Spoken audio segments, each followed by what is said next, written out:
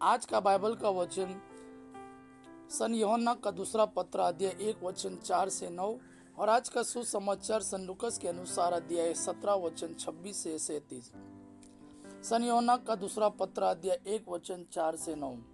मुझे यह देखकर बड़ा आनंद हुआ कि आपकी कुछ संतानें सत्य के मार्ग पर चलती है, जैसे कि हमें पिता की ओर से आदेश मिला है।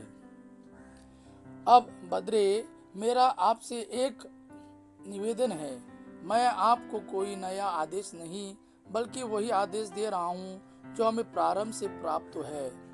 हम एक दूसरे को प्यार करें, और प्यार का अर्थ यह है कि हम उसकी आज्ञाओं के मार्ग पर चलते रहें। जो आदेश आपको प्रारंभ से प्राप्त है वह यह है कि आपको प्रेम के मार्ग पर चलना चाहिए। बहुत से भटकाने वाले संसार में फैल गए हैं। वह यह नहीं मानते कि ईसा मसीह सचमुच मनुष्य बन गए थे। यह भटकाने वाले और मसीह विरोधी का लक्षण है। आप लोग सावधान रहे, जिससे आप अपने परिश्रम का फल ना खो बैठे, बल्कि अपना पूरा पुरस्कार प्राप्त करें। जो मसीह की शिक्षा की सीमा के अंदर नहीं रहता बल्कि उससे आगे बढ़ता है, उसे ईश्वर प्राप्त नहीं है।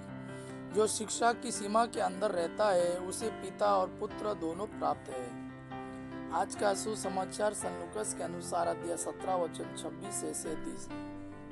जो नूह के दिनों में हुआ था वही मानव पुत्र के दिनों में भी होगा। नूह के जहाज पर चढ़ने के दिन तक लोग खाते पीते और शादी ब्याह करते रहे। तब जल प्रलय आया और उसने सबको नष्ट कर दिया।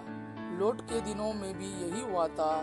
लोग खाते पीते, लेन देन करते, पेड़ लगाते और घर बनाते रहे। परंतु जिस दिन लॉट ने सोदम छोड़ा, ईश्वर ने आकाश से आग और गंधक बरसाई और सब के सब नष्ट हो गए। मानव पुत्र के प्रकट होने के दिन वैसा ही होगा।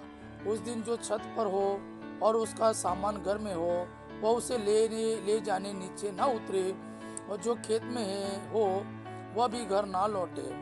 लॉट की पत्नी को याद करो। जो अपना जीवन सुरक्षित रखने का प्रयत्न करेगा वह उसे खो देगा, और जो उससे खो देगा वह उसे सुरक्षित रखेगा।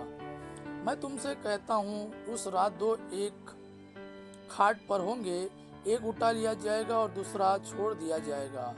दो स्त्रियां साथ साथ चक्की पीसती होगी, एक उठा ली जाएगी और दूसरी छोड़ दी जाएगी। मैं तुमसे कहता हूँ, दो खेत में होंगे, एक उठा लिया जाएगा और दूसरा छोड़ दिया जाएगा। इस पर उन्होंने ईसा से पूछा, प्रभु, यह कहाँ होगा?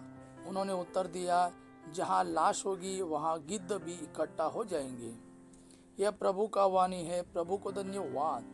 आबा पिता की महिमा और पुत्र यीशु का प्रेम आप पर सदा सर्वदा बना रहे। आमीन।